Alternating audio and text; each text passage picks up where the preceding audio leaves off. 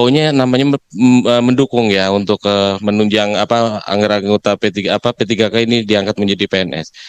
Apakah sudah seurgent itu atau bagaimana? Mengingat undang-undang ini kan baru 2023. Bang Efriza silakan. Ya, terima kasih atas undangannya dari koordinat wartawan parlemen dan terima kasih sebelumnya kepada moderator. Jadi sebelum kita membahas permasalahan P3K dan PNS, saya ingin sampaikan beberapa hal dulu. Yang pertama, Undang-Undang ASN nomor 5 tahun 2014 itu menjelaskan aparatur sipil negara terbagi menjadi dua komponen, yaitu pegawai negeri sipil dan pegawai pemerintah dengan perjanjian kerja.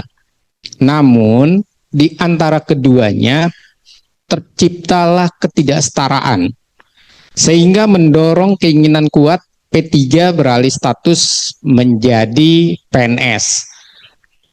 Jika PNS itu adalah pegawai tetap, dia punya hak pensiun terjamin, jenjang karir struktural, dan dia dianggap inti birokrasi, beda dengan P3K.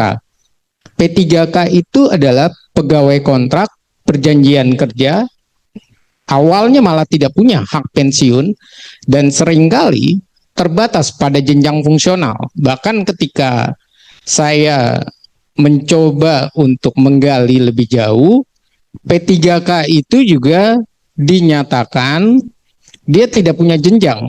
Dia sifatnya itu flat, jadi dia tidak ada golongannya. Nah, ini adalah hal yang terjadi. Akhirnya P3K ini adalah ASN kelas 2. Dan inilah gambarannya. Dianggap sebagai status dan penghargaannya rendah dibandingkan PNS di lingkungan birokrasi. Malah sebelumnya selain P3 kita juga ada tenaga honorer. Nah, nanti ini terkait dengan bagaimana perubahan di tahun 2023.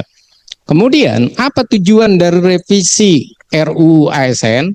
Revisi ini secara eksplisit berusaha menghapus stigma tersebut. Jadi ada kesetaraan P3 dan PNS dalam hal kewajiban dan haknya. Kemudian inilah cara pemberian jaminan melalui instrumen hukum krusial yang menciptakan keadilan dengan meritokrasi melalui sistem kepegawaian nasional. Ada perubahan yang terjadi. 2014 sampai 2023 ada perubahan di antara dua undang-undang itu. Yang satu jaraknya 9 tahun dan 2023 ke 2025 itu artinya sekitar 2 tahun. Yang pertama jelas sudah dicabut Undang-Undang nomor 5 tahun 2014. Digantikan dengan Undang-Undang nomor 20 tahun 2023. Kemudian definisi ASN-nya itu diperkuat. Kalau awalnya mengatur ASN profesi bagi PNS dan P3K, di mana PNS ini lebih sangat berpengaruh. Sementara di UU nomor 20 tahun 2023 ASN ini sudah dengan tegas terdiri dari PNS dan P3K. Kemudian pokok pengaturannya. Kalau dulu menetapkan dasar hukum dengan manajemen ASN, ada pengadaan, pengembangan karir, penilaian kinerja dan pensiun. Kalau 2023 sudah menerapkan sistem merit system atau meritokrasi, kesejahteraan dan digitalisasi. Kemudian ini yang menarik di soal jaminan sosial, jaminan pensiun dan jaminan hari tua. Di UU nomor 20 tahun 2023, jaminan ini lebih diperdalam. Namun, lagi-lagi P3 di dalam hal ini dipertanyakan. Karena mereka banyak yang tidak mendapatkan. Dengan alasannya adalah iuran. dan juga bagaimana keinginan dari pemerintah di daerah itu sendiri. Nah, bagaimana kita melihat upaya menuju revisi UU ASN? Ada banyak hal, ada sekitar 4 terobosan. Yang pertama itu kita melihat dulu posisi RUU ASN. Ternyata posisi RUU ASN ini awal mulanya dipertanyakan dari prolegnas itu sendiri. Tiba-tiba hadir di prolegnas atas dasar dari badan keahlian DPR yang mencoba bersama tentu dengan DPR-nya menginisiasinya. Kemudian dari balik DPR, Badan Legislasi DPR ke Komisi 2. Lalu draft naskah ini masih di Badan Keahlian DPR seperti tadi Ibu Reni masih didalami. Nah, persoalannya adalah tadi kita bisa melihat sudah banyak dibahas, isi revisinya ini belum terungkap dengan jelas. Belum, bahkan ketika dimasukkan di prolegnas, pertanyaannya naskah akademiknya ini sudah siap atau belum, dan itu menjadi persoalan tersendiri. Di dalamnya ada netralitas ASN.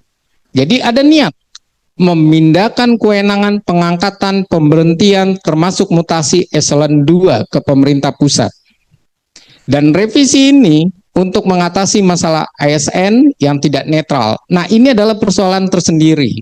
Persoalannya ini juga disampaikan oleh Wakil Ketua Komisi 2, ada argumentasi bahwa terjadi politisasi. Politisasi ini terjadi di pilkada. Akhirnya ditariklah ASN ini eselon 2-nya coba untuk dibawa presiden. Namun lagi-lagi ada hal yang harus diperhatikan karena kita sudah memberikan otonomi dan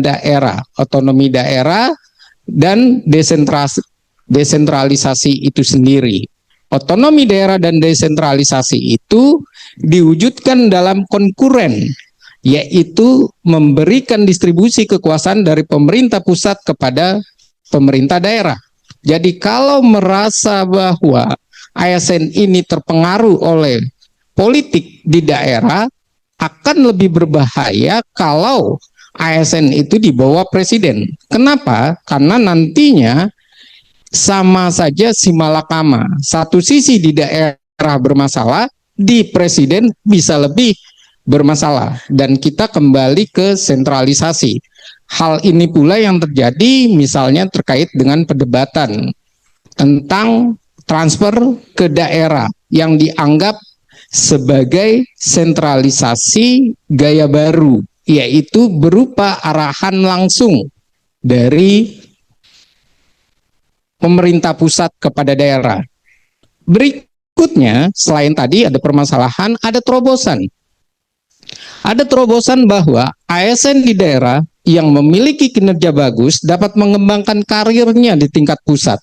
Bahkan P3K ini diprioritaskan untuk masuk kepada PNS dan diharapkan nanti birokrasi di Indonesia mendukung pelayanan publik lebih baik dan pelayanan pemerintahan tentu lebih tepat guna. Berikutnya adalah permasalahannya tadi, ketika meritokrasi ini coba dijalankan adalah kewenangan kepada presiden mengangkat, memindahkan, dan menghentikan pejabat tinggi hingga daerah adalah selain sentralisasi, nantinya akan ada kekisruhan antara pemerintah daerahnya dengan ASN-nya itu sendiri. Dan inilah yang dikhawatirkan oleh para pejabat pemerintah daerah. Bagaimana mereka melakukan evaluasi, bagaimana mereka melakukan dalam hal ini kerjasama. Dan ini adalah hal yang terpenting. Terobosan kedua yang menarik adalah sistem administrasi kepegawaian akan diarahkan menuju kesetaraan struktural, dialih statuskan, diatur secara bertahap, mempertimbangkan masa kerja, kompetensi, dan kebutuhan formasi nasional. Ini artinya niat untuk P3K menjadi PNS bisa diharapkan. Namun nanti di terakhir saya ingin sampaikan mengapa bisa diharapkan, tapi ada namunnya. Terobosan ketiga, revisi UU ASN akan mengatur P3 memiliki akses penuh dengan program pensiun, tunjangan berbasis kinerja, rotasi jabatan struktural jika memenuhi asas keadilan. Terobosan keempat, harmonisasi secara keseluruhan antara Kemenq, kemudian Kemendikbudristek atau sekarang sudah dipecah menjadi dua, kemudian Kemendagri. Revisi UU ASN ini untuk mengangkat persoalan yang selama ini menjadi polemik di masyarakat, yaitu tentang para P3K di dunia pendidikan dan kesehatan. Permasalahannya adalah, ini permasalahan seperti disampaikan oleh Bu Reni. Apakah pemerintah sudah memastikan punya database ASN? Karena ini terkait dengan sistem anggaran. Jangan-jangan persoalan ASN nanti sulit pemerintah untuk menjalankannya karena database-nya tidak berjalan. Yang kedua, penerapan efisiensi anggaran bagaimana? Dan persoalan-persoalan ini menjadi catatan tersendiri. Namun, sekali lagi tadi saya katakan ada namun. Nah, namun ini yang menjadi persoalan paling penting. Ini niat waktu eranya Azwaranas, Kemenpan RB. Bagaimana dengan era sekarang? Belum ketahuan pemerintah membawanya kemana alurnya. Bahkan pemerintah masih menunggu karena dianggap ini adalah inisiatif dari DPR.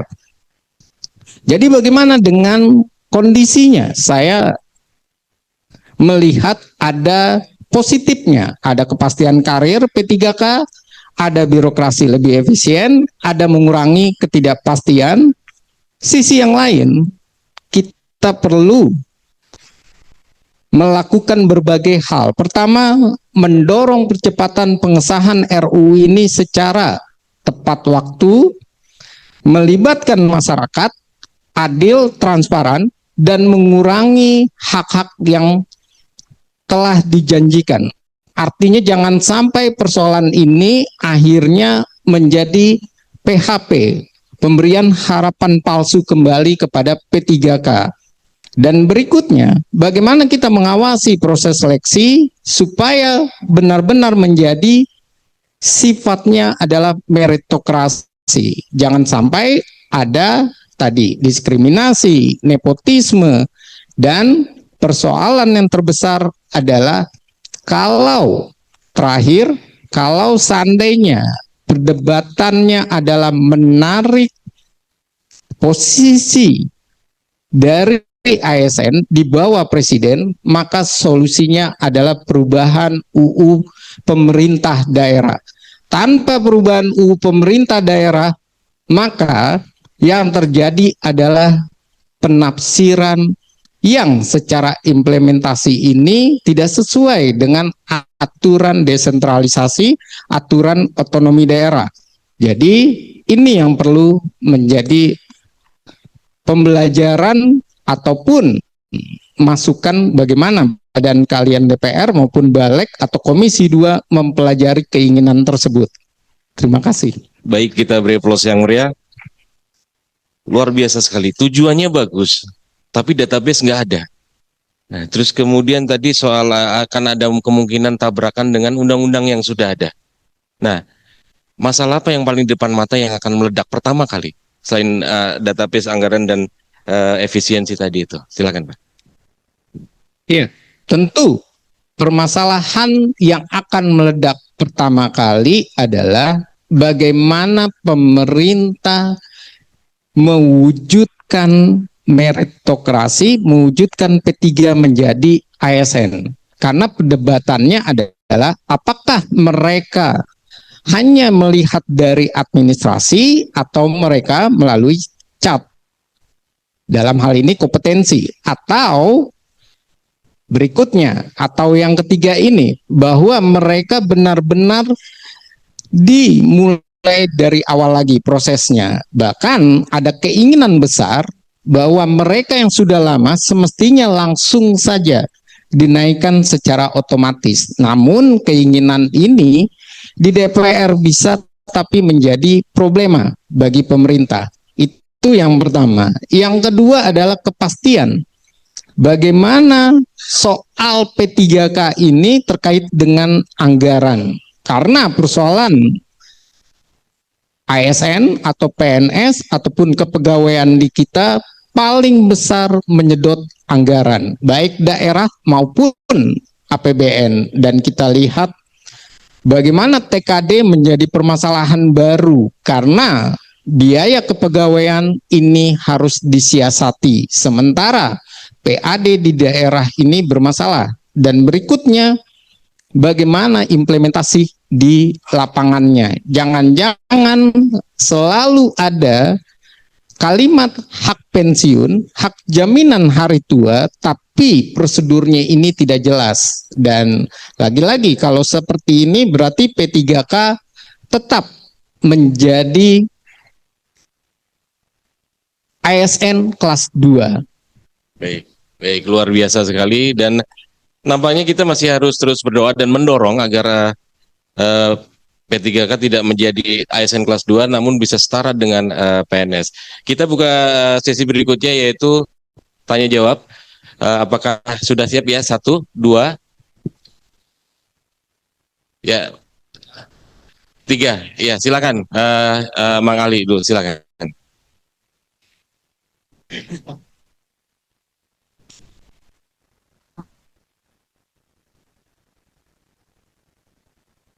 Baik, Assalamualaikum warahmatullahi wabarakatuh.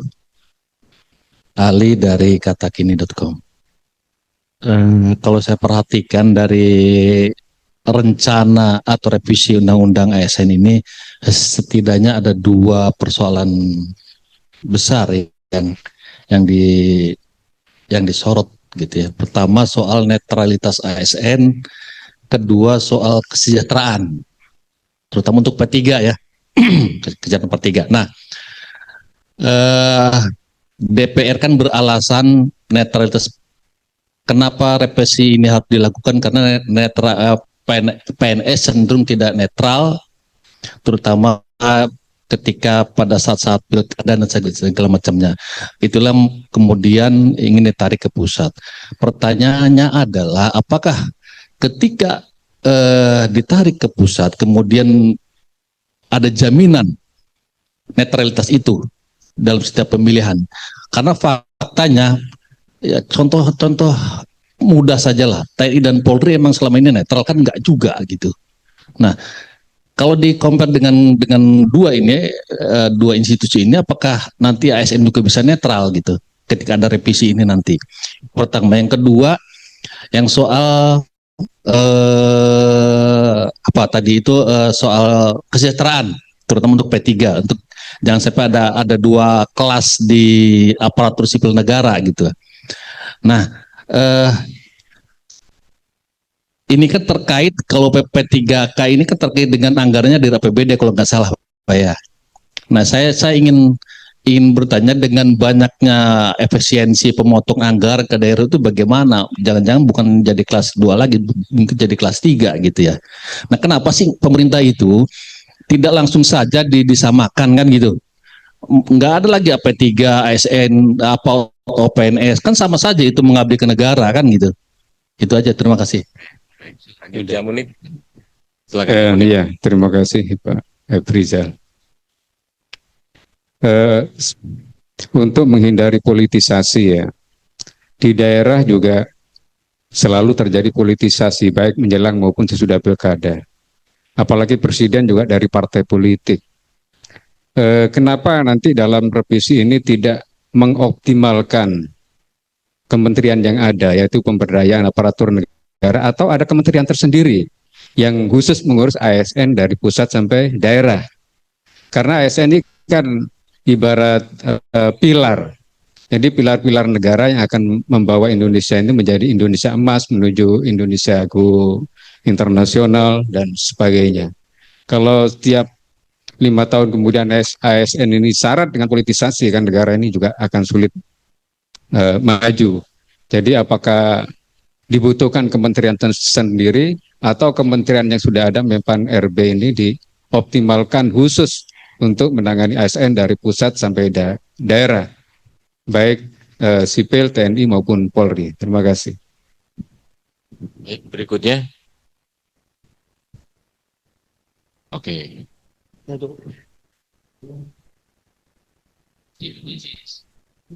Baik, kalau gitu saya penanya ketiga boleh ya.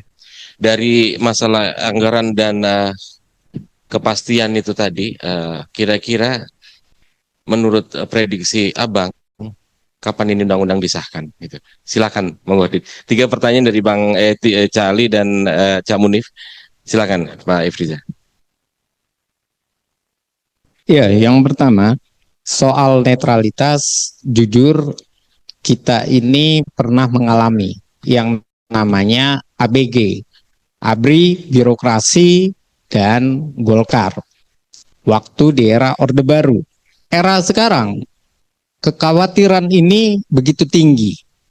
Dan kita lihat satu sisi meritokrasi yang coba dijalankan, sisi yang lain adanya keinginan berada di bawah presiden.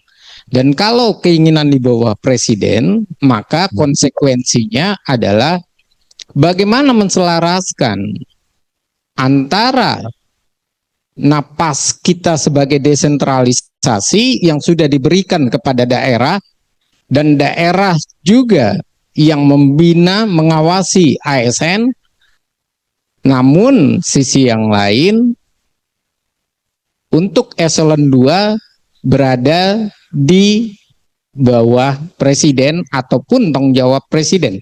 Dan tentu ini akan menjadi permasalahan baru, bukan sekedar masalah soal kita kembali menarik menjadi sentralisasi. Bisa jadi kalau kemarin kita berbicara ada sentralisasi keuangan, sekarang bisa jadi sentralisasi kepegawaian. Dan pemerintah itu semestinya berbicara bagaimana ia lebih kepada negaranya, ideologinya, bukan dalam hal ini kepada pegawai, yang semestinya pegawai itu memang sudah berada di tangan yang tepat, Kemenpan RB. Itu adalah yang pertama. Dan politisasi ini tadi saya katakan menjadi dua hal yang tidak sama baik. Namun yang pertama misalnya khawatir politisasi di pilkada sehingga perlu dibawa ke presiden, tapi kita sesuai dengan undang-undang, kita menerapkan pemerintahan daerah dengan asas desentralisasi dengan kongruennya itu sendiri. Namun jika ditarik ke presiden, ini menjadi suatu hal yang anomali. Desentralisasi namanya, undang-undangnya desentralisasi, implementasinya tidak. Dan kalau dikatakan ini adalah bagian dari pemerintahan umum, tentu itu juga sebuah kesalahan karena tidak ada dasar untuk menjelaskan hal tersebut. Nah, berikutnya adalah bagaimana dengan kesejahteraan. Tentu peluang untuk mencapai kesejahteraan, saya juga setuju bahwa harus kian terbuka melalui jalur seleksi CPNS-nya. Jadi jangan jalur seleksi CPNS ini penuh dengan nepotisme dan jalur ini tidak melihat situasi, permasalahan ini sudah begitu lama. Jangan sampai mengecewakan masyarakat. Bahkan yang kita tahu P3K ini seringkali menghadapi ketelatan pembayaran. Dan ini adalah masalah yang luar biasa yang sempat terjadi, bukan hanya dananya ataupun pendapatannya kecil. Yang berikutnya adalah bagaimana regulasi nanti turunannya itu juga turut mendukung ASN yang inklusif. Berikutnya adalah implementasinya. Artinya DPR ini harus punya, walaupun DPR ini berada di atau mendukung pemerintahan secara keseluruhan, namun ia harus untuk mengawal implementasinya, menjaga P3K, dan menghadirkan birokrasi yang profesional. Karena birokrasi itu pada dasarnya adalah buat pelayanan publik, sisi yang lain buat mendukung pemerintahan, dan tentu saja ini untuk negara yang terbaik. Dan sekali lagi dikatakan bahwa aparatur sipil negara terdiri dari P3K dan ASN. Jangan sampai atau PNS, jangan sampai P3K ini tetap menjadi yang kedua, menjadi ASN. Dalam hal ini ASN yang kurang diakui. Ada tapi tidak begitu dirasakan kehadirannya, pengakuannya dari negara. Dan tentu kalau tidak ada pengakuan dari negara, bagaimana menciptakan kesejahteraan? Nah, ini adalah persoalan tersendiri. Berikutnya adalah bagaimana politisasi untuk Kemenpan RB. Sudah jelas ada keinginan pula dari pembahasan ini, KSN sudah dihapuskan, kemudian menginginkan BKN maupun LAN ini ditarik dalam satu lingkup dengan keinginan pemerintah. Namun sekali lagi, banyak yang mengatakan, dan saya juga mendukung pernyataan itu, persoalan itu masih menjadi sesuatu yang baik. Jadi jangan nanti malah kita kehilangan kendali pengawasan.